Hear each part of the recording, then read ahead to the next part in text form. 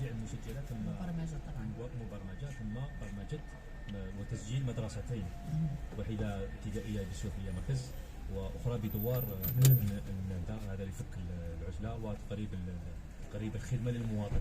لانه بعض المناطق اللي راهم يترجلوا يمشوا يعني 4 كيلومتر. الحمد لله. خاصة تلامذة المرحلة الابتدائية. نعم، مرحلة الابتدائية نعم. الحمد لله تم اعتماد مالي لإنجاز مدرسة بدوار الناندا ومدرسة أخرى بسوافية مرافق إن شاء الله، مرافق تربوية إن شاء الله سوف ترى النور إن شاء الله السنة المقبلة.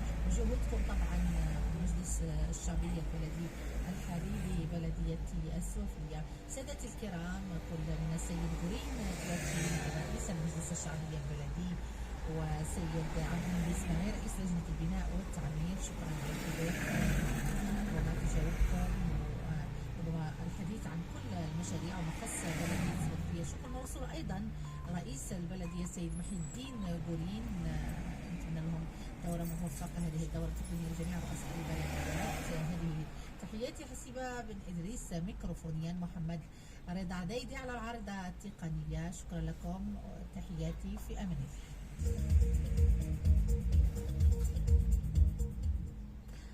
الله. 10 تماما هنا إذاعة الجزائر بمستغانة. إذاعة مستغانة الموجز الإخباري.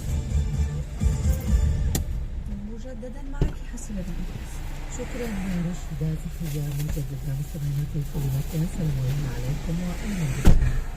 نفتح هذا الموعد بخطاب التربية يترأس وزير التربية الوطنية الندوة الوطنية عبر التحضر المرئي عن بعد، خصصت في تقديم تعليمات وتوجيهات الواجب التقيد بها لضمان إنجاح امتحان شهادة التعليم المتوسط دورة 2023 التي ستنطلق هذا الاثنين حسب بيان وزارة التربية الوطنية. وقام قوسين أو أدنى عن امتحان شهادة التعليم المتوسط التي يتقدم له بولاية مستغانم أزيد من 15,000 مترشح موزعين على 51 مركز إجراء.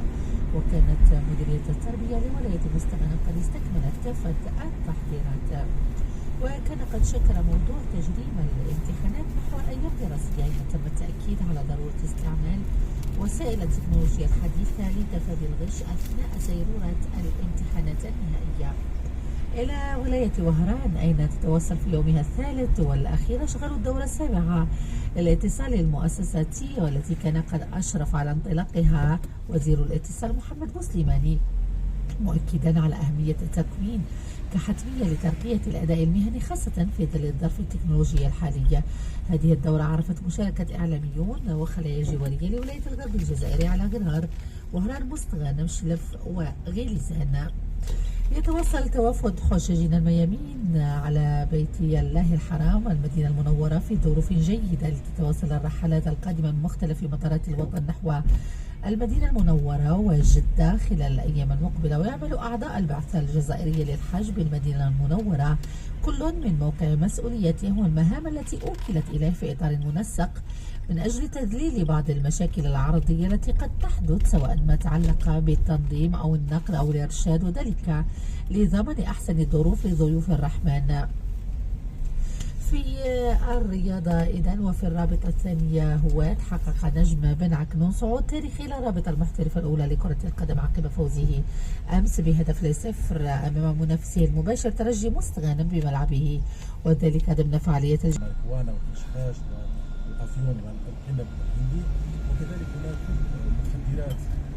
مخدرات مصدرها طبيعي، ولكن تتعرض إلى بعض التفاعلات الكيميائية في صورة مثلا الكوكايين والكوكايين، إضافة إلى العديد من الأنواع المخدرات والمؤثرات العقلية الأخرى التي يكون مصدرها مركبا واصطناعيا كالأقراص المهلوسة بعديد أنواعها المعروفة في الوسط الاجتماعي. الآن بالعودة لأحكام القانون 23/05 المعدل والمتمم لقانون 18/04 المتعلق بالوقاية من المخدرات والمؤثرات العقلية، فجاء لمواكبة المستجدات التي تعرفها ظاهرة استهلاك المخدرات والمتاجرة بها، وتضمن عدة تتميمات وتعديلات على القانون 18/04، وتضمن 5 محاور أساسية.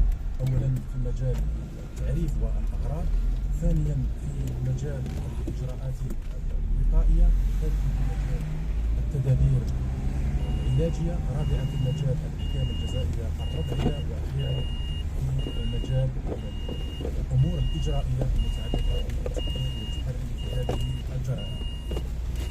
فبالنسبة لباب التعريف، فكانت المخدرات والمؤثرات العقلية بموجب القانون 18/04 فهي كل مادة مخدر أو كل مادة ذات طبيعة مخدر أو مؤثر عقلي مصنفة في الجداول الأربعة لاتفاقيات الأمم المتحدة المتعلقة بالوسط الاجتماعي. مثلا على سبيل المثال مادة البريغابالين المعروفة شعبيا بالبريكا، بموجب هذا القانون سوف تصبح على بالك كل يوم كل ما نشوف الساعة تطيح لي 10 11. مكافحة هذه الظاهرة وقمع الاستعمال غير المشروع بهذه المواد الجديدة والتي تحمل أخطارا كبيرة على صحة الإنسان، وهي غير مدرجة ولم تكن مدرجة بالجداول الأربعة لاتفاقيات الأمم المتحدة المتعلقة بالوقاية من المخدرات والمؤثرات العقلية. إذن هذا التعديل الذي طرأ على تعريف المخدرات والمؤثرات العقلية.